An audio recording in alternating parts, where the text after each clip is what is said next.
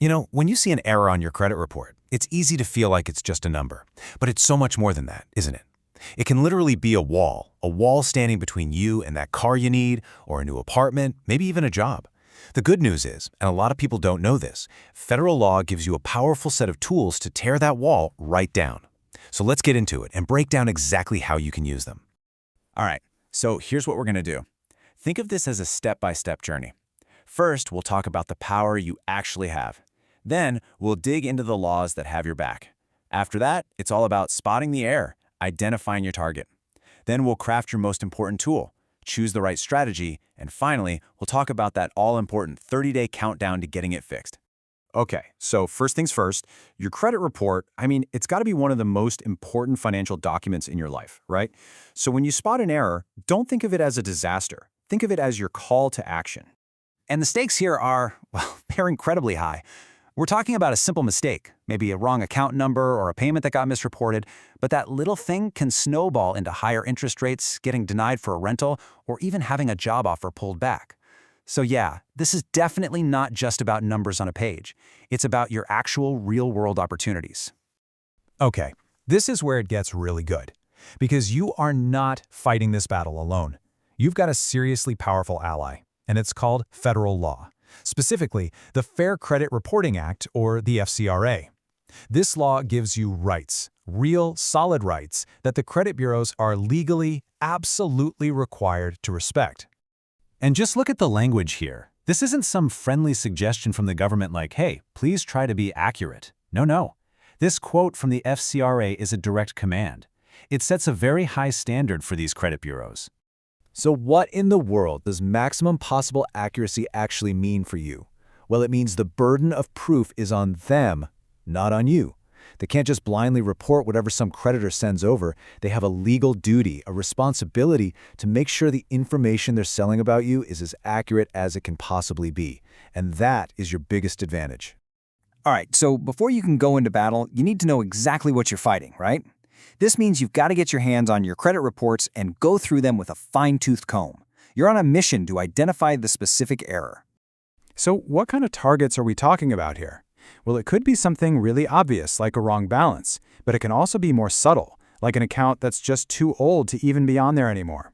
And you really want to pay close attention to what I call logic errors, things that just make no sense, like an account opened before you were even born. Or something called premature reporting, where a creditor dings you as late before your grace period is even up. Guess what? All of these are totally valid reasons to file a dispute.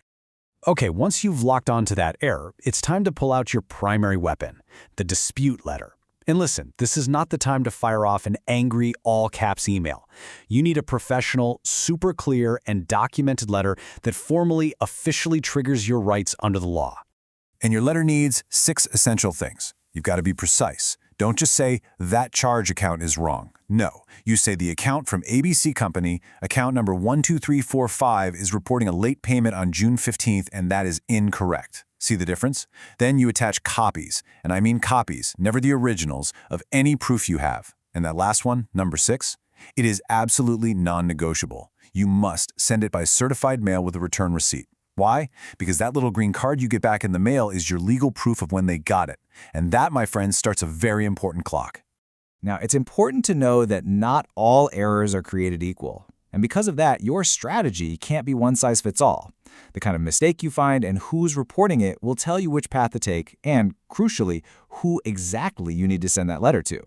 Basically, you've got 3 main paths you can go down, and each one is for a different kind of problem. The first 2, the Bureau Accuracy Track and the Debt Validation Track, are the ones you'll see most often, so we'll start with those. The third one is a bit of a special case, and we'll get to that in just a second. Okay, this is the key difference, so listen up. If the information on your report is just plain wrong, like a wrong date or an incorrect amount, you contact the credit bureau directly. That's what we call the Bureau Accuracy Track, and it's all based on the FCRA. But, and this is a big but, if a debt collector is calling you about a debt you don't think you owe, you send your letter to the debt collector, not the bureau. This is the Debt Validation Track, and it uses a totally different law to basically say, prove to me that I actually owe this money. All right, that third path. This one is a special and very powerful tool for what is pretty much the worst-case scenario, identity theft. If some crook has opened accounts using your name, you can actually demand that the credit bureaus block that junk from ever showing up on your report again. And we're not just talking about a dispute here. This is a full-on legal block. But to use this power, the law is very clear. You have to provide these 4 specific things. And the big one, the one you absolutely have to have, is an official identity theft report. You get that from the police or the FTC. If you don't have it, the credit bureaus legally don't have to block those fraudulent accounts, so it's a must. Okay, so you've done your part. You sent the letter certified mail, you've got that receipt in your hand, now the ball is officially in their court, and a clock has started ticking. The law gives them a very firm deadline to investigate and get back to you. So let's break this timeline down.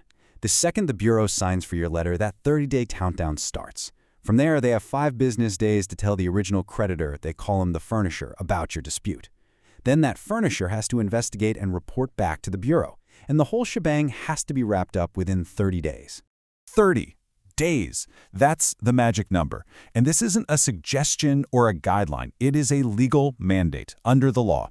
If they fail to complete their reinvestigation in that time, they usually have to just delete the item you're disputing. So yeah, in this fight, the calendar is definitely on your side. So at the end of those 30 days, it's going to go one of 2 ways. If they find out the information was wrong, or, and this is a big one, if the original creditor can't even verify it, then it must be either removed or corrected.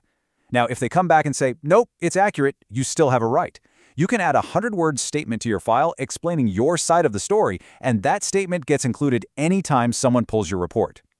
Look, at the end of the day, the law gives you a clear playbook to follow. And understanding these rules, it totally transforms you. You go from being a victim of some era to being a powerful advocate for your own financial future. The knowledge is your right, but taking action, that's where you find your power. I know. This whole system can feel so complex, maybe even a little intimidating, but it's all governed by rules. And those rules were designed to protect you, the consumer. The credit bureaus, the creditors, they have obligations they are legally required to meet. So really, the only question left is this. Now that you know the law's on your side, what are you going to do about it?